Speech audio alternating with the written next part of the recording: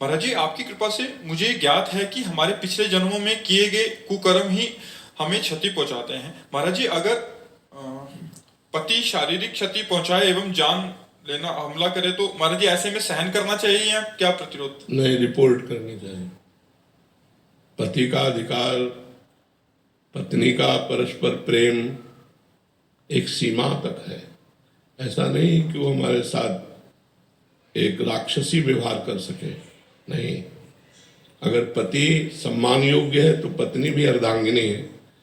हम अपने प्राणों का जैसे पोषण करते हैं ऐसे पत्नी का पोषण करना चाहिए। अगर पति स्वयं दुर्व्यवहार के साथ बर्ताव करता है, सीमा तक जान लेने की बात आई, इसलिए हमने पहली बात कह दी कि रिपोर्ट कीजिए। जान लेना, आप अपनी जान नहीं ले सकते। भागवतिक और कानूनी दोनों कार्रवाई में आप बंदी बना लिए जाएंगे। अगर आप उपाय कर रहे हैं और आपको रिपोर्ट कर दी जाए आपकी, तो आप बंदी बनाने योग्य कार्य कर चुके, अगर आप उपाय कर रहे हैं। और भागवतिक तो है ही है अपराध। तो अगर पत्नी की जान लेने की बात आती है तो उसे रिपोर्ट कर देना चाहिए। बिल्कुल समय नहीं लगाना चाहिए, क्योंकि ऐसा आदमी कभी भी हानि कर सकता है। तो ये बात सरकार को पता होनी चाहिए कि हमारा पति हमारी जान ले सकता है, और संबंध विच्छेद कर देना चाहिए।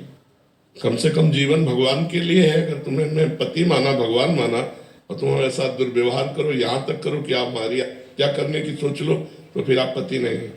फिर ऐसे राक्षसों के लिए जेल बनी हुई है। वो राक्षस है, वो पति नहीं है, वो दंड का अधिकारी है।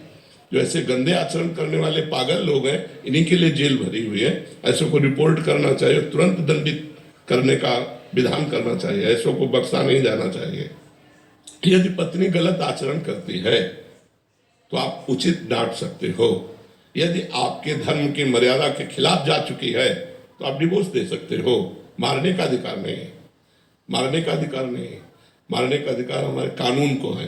वो जब देख लेगा कितनी बड़ी अपराधिनी, तो फिर उसकी सजा कानून, वकालत या जो वो जज है वो देंगे। ऐसे नहीं, मनमानी आचरण थोड़ी है।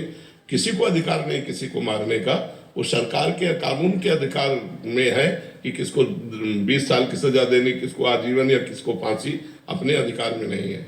जी।